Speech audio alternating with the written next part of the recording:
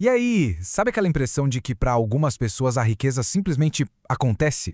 Pois é, hoje a gente vai fundo nos segredos da mente milionária. E o spoiler é, a resposta não tá na conta bancária, tá na nossa programação mental. É um jogo interno e a gente vai entender direitinho as regras para virar esse jogo.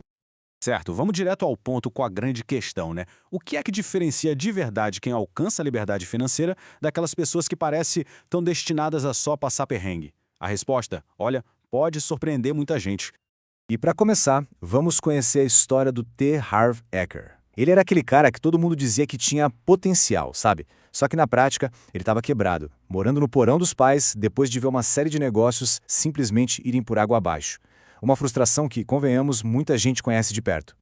E aí, bem quando ele estava no fundo do poço, aconteceu a virada de chave. Veio um conselho, mas não um conselho qualquer.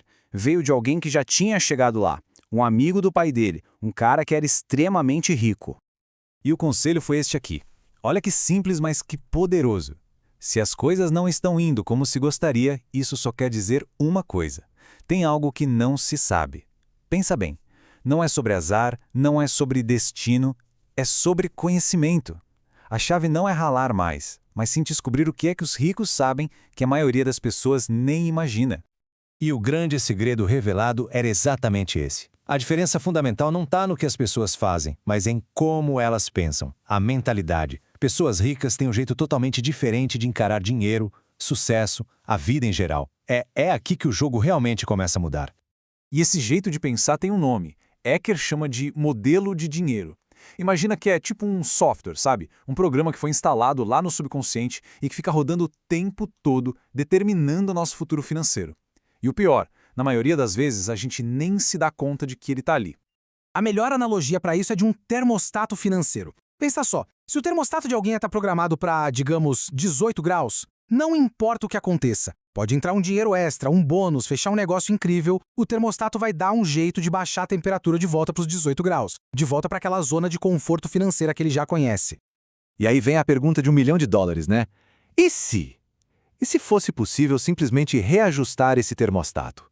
E se a gente pudesse entrar nesse sistema e mudar a programação? Trocar a configuração de escassez para abundância? Ok, essa fórmula aqui muita gente já conhece, né? O processo de manifestação funciona assim. Pensamentos geram sentimentos. Sentimentos levam a ações. E as ações, claro, trazem os resultados. Parece lógico, né? Simples até demais, talvez. Só que, aí é que está o pulo do gato. Essa fórmula está incompleta. Tem um passo antes de tudo isso. Um passo oculto. Porque se os nossos pensamentos criam a nossa realidade, a pergunta é: de onde é que vêm os nossos pensamentos? E aqui está a fórmula completa, a origem de tudo, a raiz do problema e da solução. A nossa programação. É o nosso condicionamento do passado que dita os pensamentos que a gente tem hoje. Então, para mudar os resultados lá na ponta, a gente precisa ir na fonte e mudar a programação. Simples assim. E como essa programação acontece? Basicamente, de 3 jeitos. Primeiro, a programação verbal. É tudo aquilo que a gente ouvia quando era criança, sabe? Dinheiro não dá em árvore, rico é tudo desonesto, essas coisas. Depois vem a modelagem, que é o que a gente via os nossos pais ou responsáveis fazendo. Eles brigavam por dinheiro, investiam, eram gastadores. A gente absorveu tudo isso. E por último, os incidentes específicos. Alguma experiência muito forte, positiva ou negativa, que a gente teve com o dinheiro e que marcou a nossa relação com ele para sempre. Beleza, então a gente já entendeu o problema. Existe uma programação antiga ditando o nosso presente financeiro. Mas a notícia boa, a melhor de todas, é que ninguém é refém disso. E agora a gente entra na parte da solução. Como é que se reescreve essa história? A resposta é instalando, de propósito, novos arquivos mentais. Basicamente, adotando a forma de pensar dos ricos. E vamos começar com o arquivo número 1, o mais importante de todos, responsabilidade. A mentalidade rica parte do princípio: eu crio a minha vida. Ponto. É assumir o controle, pegar o volante. Do outro lado, a mentalidade de escassez é a da vítima. A vida acontece para mim.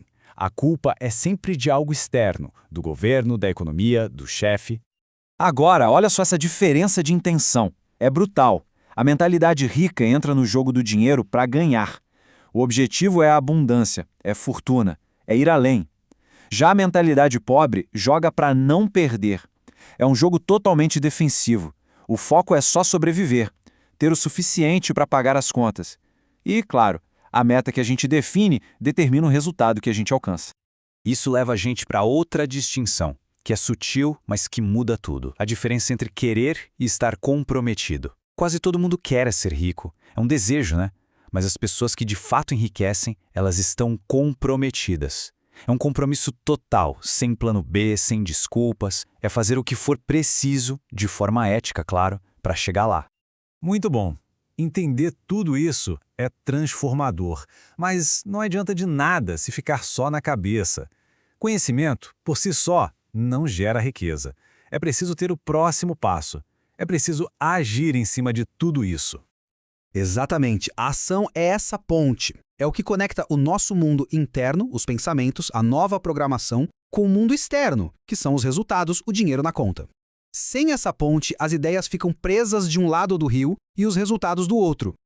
E para fechar o raciocínio, uma das maiores lições do livro. O segredo não é ter uma vida sem problemas, porque isso não existe. O segredo é crescer, é se tornar uma pessoa tão grande, mas tão grande, que qualquer problema que aparecer vai parecer pequeno perto de quem você se tornou.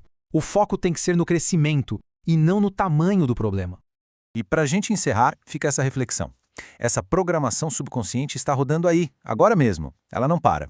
Então a questão não é se existe um modelo de dinheiro em ação, mas sim qual é a história que esse modelo está contando. E mais importante ainda, é essa história que se quer viver daqui para frente?